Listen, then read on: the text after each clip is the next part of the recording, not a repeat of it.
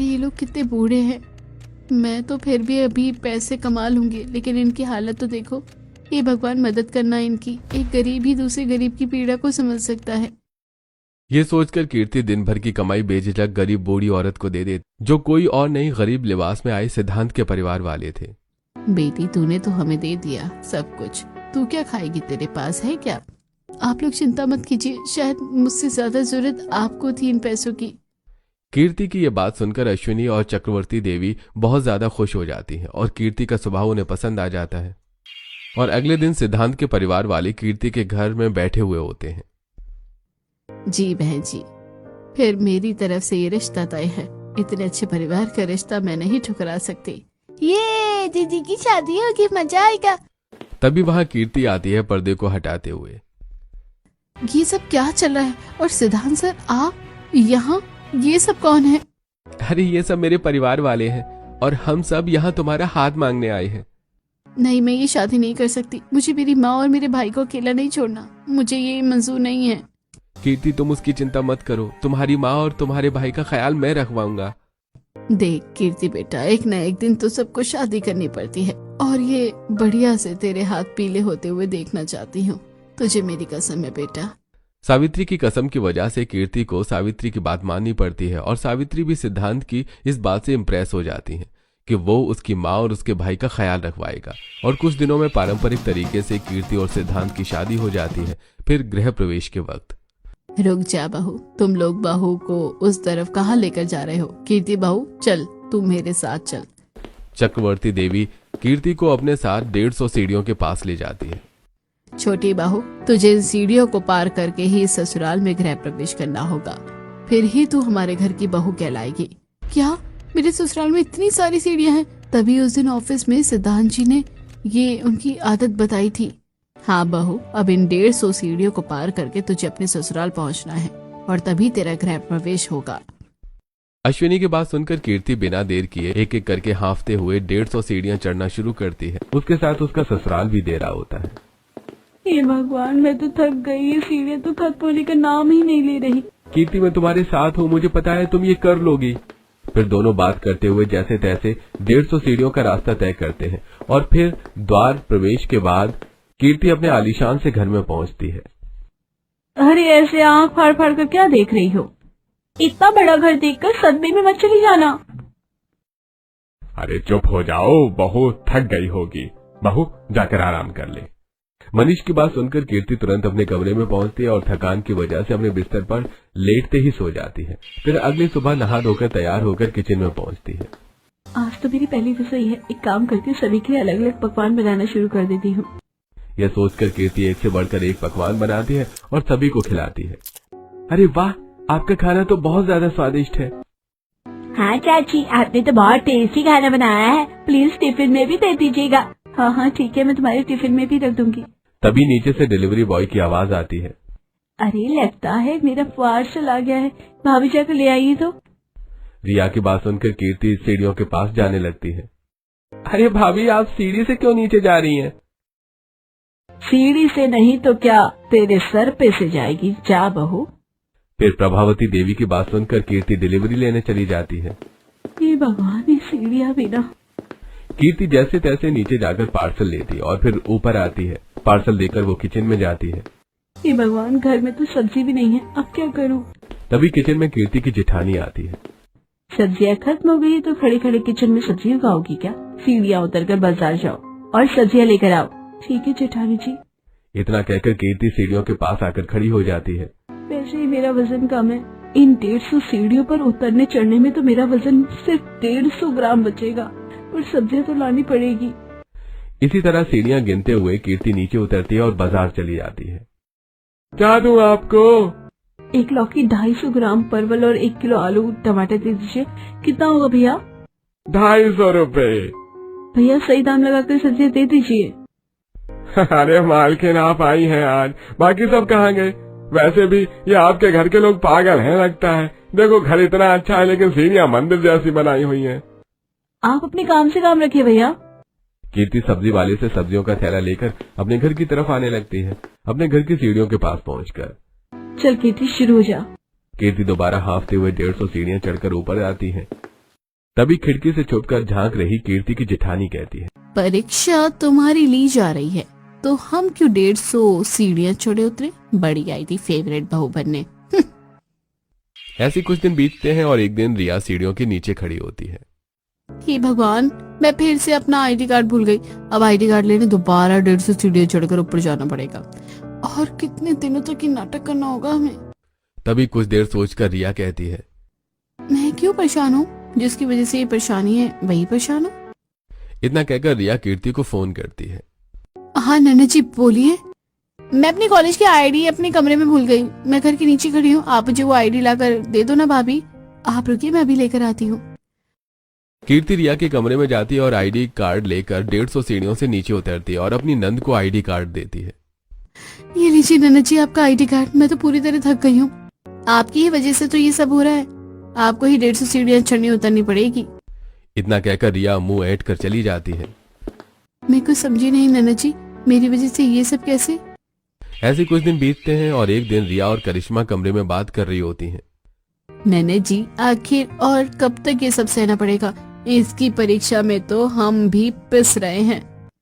ये सब दादी की वजह से हो रहा है। उन्हें तसल्ली कहाँ होती है, हर चीज उन्हें परख कर चाहिए होती है। तभी कमरे में अश्विनी आती है। बड़ी बहू जाकर नीचे से फूल लेकर आजा पूजा के लिए। ठीक है माँ जी, वापस तो मत आना कुंभकर्ण की तरह। अश्विनी वहां से चली जाती है और करिश्मा तुरंत जाकर ये काम कीर्ति को बोल देती है। ठीक है जेठानी जी, मैं अभी नीचे से फूल माला लेकर आती हूँ। फिर से कीर्ति सीढ़ियों का सफर तय करके नीचे से जाकर फूल माला लेकर आती है। उसे 150 सीढ़ियां चढ़ते और उतरते कुछ पड़ोसी देख लेते हैं। ये अश्विनी जी की नई बहू तो कुछ ज्यादा ही मेहनती नहीं है, सारे काम सीढ़ियों से आते जाते करती है। कमाल है, घर वाले भी कुछ नहीं कहते। हाँ वही तो, जैसे मानो कभी थकती ही ना हो। कहाँ है वो करिश्मा, आलस की दुकान, और ये इतनी फुर्तीली। अब धीरे धीरे ये सारी बातें आस पड़ोस में भी फैलने लगती हैं और सभी कीर्ति की तारीफ करते हैं। वहीं कीर्ति, मेरे ससुराल वालों को 150 सीढ़ियों से इतना प्यार क्यों है? ना एक सीढ़ी ज्यादा और ना ही एक सीढ़ी कम। क्या है इसके पीछे का राज? मैं इतनी थक जाती हूँ तो आज तक ये लोग कैसे अपने नीचे काम करते होंगे? अब इसी तरह एक दिन जब कीर्ति अपनी सास के पैर दबा रही होती है तो, आप तो इस घर की मुखिया हैं, आपको तो जरूर पता होगा कि आखिरकार इन 150 सीढ़ियों का राज क्या है। हाँ बहू मुझे पता है, लेकिन तू क्या करेगी जानकर? छोड़ना ये सब बात। अब इसी तरह अक्सर जब भी कीर्ति अपने ससुराल के किसी भी सदस्य से इस राज के बारे में पूछती तो कोई भी उसे नहीं बताता और बातें घुमा देता। इसी तरह एक दिन, अब मैं ब्रश कैसे करूं, मोटर में तो पानी नहीं आ रहा है। हाँ मेरे कमरे में पानी नहीं आ रहा है, अब मैं अपने कॉलेज कैसे जाऊंगी? अब जब तक मोटर ठीक नहीं होती तब तक नीचे जाकर नीचे से ही पानी लाना होगा। हाँ बड़ी बहू और छोटी बहू, तुम दोनों नीचे से जाकर पानी ले आओ। क्या मैं? नहीं मैं नहीं जा रही, वैसे भी मेरी कमर दर्द है, मैं नीचे से ऊपर पानी नहीं ला सकती। कोई बात नहीं नन्ना जी और देवर जी, अगर आप लोगों को देर हो रही है तो मैं जाकर नीचे से पानी ले आती हूँ। कीर्ति के ससुराल में मोटर जाम होने की वजह से पानी आना बंद हो जाता है और कोई प्लम्बर उनके घर भी नहीं आता है। उनकी इतनी सीढ़ियों को देखकर तभी कीर्ति सभी के लिए पानी लाने का फैसला करती है और सभी के लिए सीढ़ियों से उतरकर पानी लेकर ऊपर आती है। मुझे हिम्मत नहीं आनी है। इस तरह कीर्ति बड़बड़ाते हुए जैसे तैसे सारा काम करती है, लेकिन अपनी जिम्मेदारी से पीछे नहीं हटती, जिसकी वजह से रात तक उसके पैरों में बहुत ज्यादा सूजन आ जाती है। तभी कमरे में, क्या हुआ बहू, तू आज बहुत ज्यादा थक गई है, तेरे पैरों में भी सूजन आ गई है? हाँ अब दिन में 3 बार 150 सीढ़ियों से ऊपर नीचे करती हूँ तो हो ही जाता है। आप लोग चिंता मत करिए, थोड़ा आराम करूंगी तो ठीक हो जाएगा। फिर कीर्ति को देखकर सभी अपने अपने कमरे में जाते हैं और थोड़ी देर बाद, अरे ये चिल्लाने की आवाज कहाँ से आई है? आह ये पैर भी ना, उफ आह। वहीं दूसरी तरफ, अभी कौन चिल्ला रहा है? स्किन केयर भी नहीं कर पा रही हूँ, खैर छोड़ो मुझे क्या। इस तरह करिश्मा चिल्लाने की आवाज को अनदेखा कर देती है। वहीं दूसरी तरफ, अरे क्या हुआ, तुम्हारा पैर दर्द हो रहा है, तुम जा क्यों रही हो? नीचे से किसी की चिल्लाने की आवाज आई है, जरा देखो तो मुझे भी कुछ ठीक नहीं लग रहा।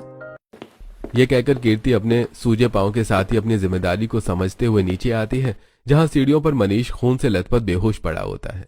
अरे ये तो पिताजी है, ये सब कैसे हुआ? मुझे कुछ करना होगा। कीर्ति तुरंत मनीष को अस्पताल लेकर आती है और उन्हें एडमिट करवाती है। घर में किसी को कानो कान खबर नहीं होती। घबराइए नहीं, आपके पिताजी सेफ हैं। डॉक्टर मुझे आपका फोन मिलेगा, घर पर इन्फॉर्म करना है। फिर कीर्ति ससुराल वालों को सब बताती है, जिसे सुनकर पूरा परिवार हॉस्पिटल आ जाता है। बहू आज सिर्फ तेरी वजह से मनीष जिंदा है।